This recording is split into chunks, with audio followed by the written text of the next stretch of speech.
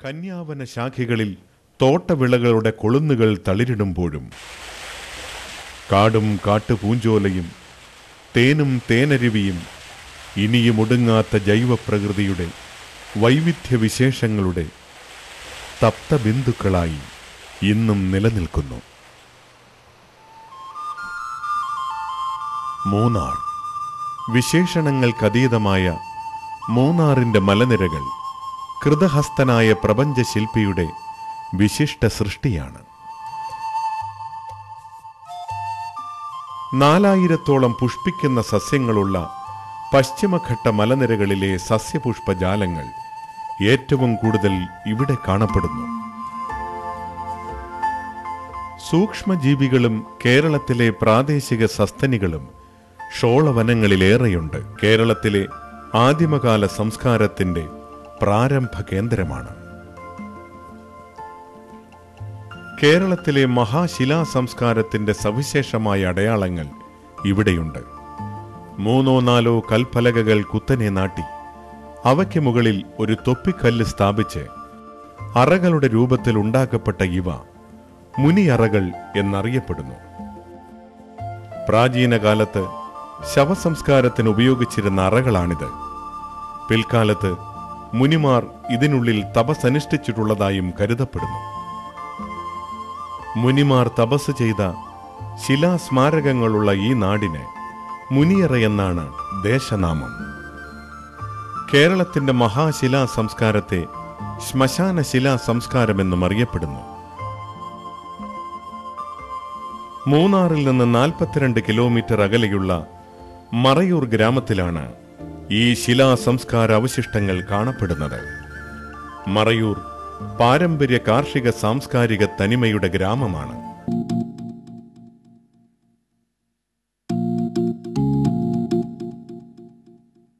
വിസ്തൃതമായ പാടശേഖരങ്ങളിൽ കരിമ്പ് കൃഷി ചെയ്ത് വിളവെടുക്കുന്നു.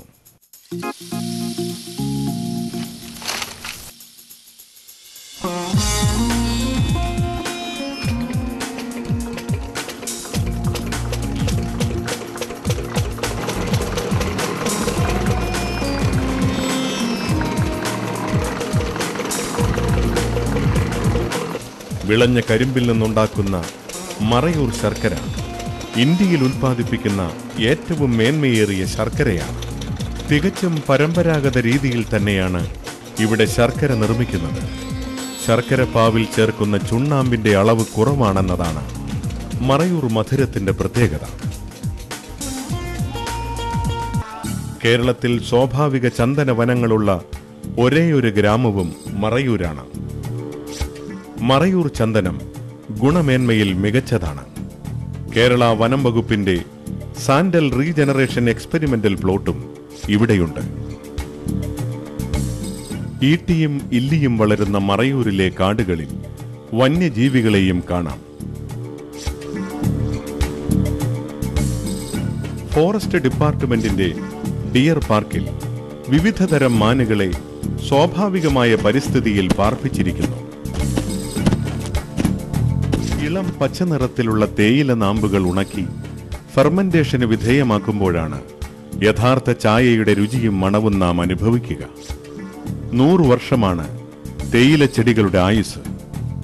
5 വർഷത്തിലൊരിക്കൽ ഇതിന്റെ ഇലകൾ മുറിച്ചു നീക്കും. അടുത്ത 6 മാസത്തിനുള്ളിൽ ഇവ വീണ്ടും തളിരിടും. മഞ്ഞുകണങ്ങൾ വീഴുമ്പോൾ വരണ്ടുപോകുന്ന തേയില നാമ്പുകളെ സംരക്ഷിക്കുവാൻ തോട്ടത്തിൽ സിൽവർ ഓക്കുമരങ്ങൾ നട്ടുവളർത്തുന്നു. സിൽവർ ഓക്കുമരത്തിന്റെ ഇലകൾക്ക് ധൂമരൂപത്തിലുള്ള മഞ്ഞിനെ ആഗിരണം ചെയ്യുവാനുള്ള കഴിവുണ്ട്. 15 ദിവസത്തെ ഇടവേള നൽകിയാണ് തേയില നാമ്പുകൾ നുള്ളുന്നത്. ഏറ്റവും ഉയർന്ന കൊടുമുടിയായ ആനമുടി ഇവിടെയാണ്. ഉദ്യാനത്തിന്റെ ഉയർന്ന ഭാഗത്ത് ഹരിതവനങ്ങളുമുണ്ട്. താഴ്വരകളിൽ ഷോളവനങ്ങൾ. ഹരിതവനങ്ങളുടെയും ഷോളവനങ്ങളുടെയും സംക്രമണ മേഖലയിൽ ശൈലവനങ്ങൾ വളരുന്നു. പരുക്കൻ പുല്ലുകളും വളർച്ചയറ്റ വൃക്ഷങ്ങളുമുള്ള ജൈവിക ഉച്ചകോടി സസ്യ സമൂഹമാണിത്. ലോകത്തവശേഷിക്കുന്ന വരയാടുകളിൽ പകുതിയിലധികവും ഇരവികുളം നാഷണൽ പാർക്കിൽ സംരക്ഷിക്കപ്പെട്ടിരിക്കുന്നു.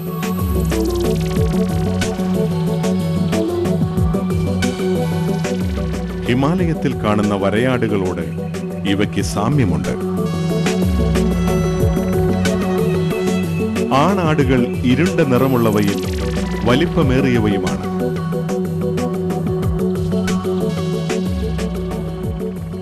പാർക്കിലെ പുൽമേടുകളിൽ ഇവയെ അടുത്ത് കാണാം. 100ഓളം വരയാടുകൾ ഇവിടെയുള്ളതായി കണക്കാക്കപ്പെട്ടിരിക്കുന്നു. 120ഓളം വ്യത്യസ്ത പക്ഷിവർഗങ്ങൾ ഇവിടെ വസിക്കുന്നു.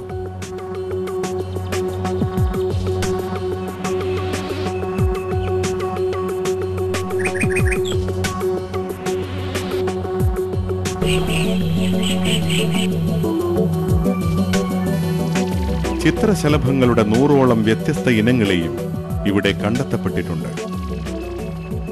ഉഷ്ണമേഖലയുടെയും മിതോഷ്ണ മേഖലയുടെയും സ്വാധീനമുള്ള ഷോള പുൽപ്പരപ്പിന്റെ ഭൗമപരമായ പ്രത്യേകതകളിൽ അപൂർവ സസ്യങ്ങളും പൂക്കളും കാണപ്പെടുന്നു. പ്രകൃതിയുടെ വിശാലമായ മേച്ചിൽപ്പുറങ്ങളെയാകെ നിറം ചൂടിച്ചുകൊണ്ട് 12 വർഷത്തിലൊരിക്കൽ നീലക്കുറിഞ്ഞി പൂക്കുന്നത് ഇവിടെയാണ്. അത്യപൂർവമായി കാണപ്പെടുന്ന ചാമ്പൽ മലയെണ്ണ ഈ കാടുകളിലുണ്ട്. ഹരിതവനങ്ങൾക്ക് അപക്ഷയം സംഭവിച്ചുണ്ടായ യൂഫോർബിയ കുറ്റിക്കാടുകളും ഇലകൊഴിയും ശുഷ്കവനങ്ങളും ഷോളവന ശകലങ്ങളും ഇവിടെ കാണാം. അടിക്കാടുകളായി ഇല്ലിയും കാട്ടുതെനയും വളരുന്നു.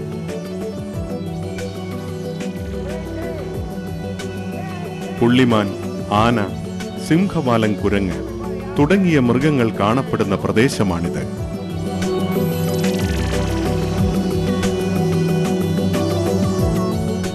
മഗ്ഗർ ഇനത്തിൽപ്പെട്ട ചീങ്കണ്ണികളും 225ഓളം പക്ഷിവർഗങ്ങളും ഇവിടെ കണ്ടെത്തപ്പെട്ടിട്ടുണ്ട്.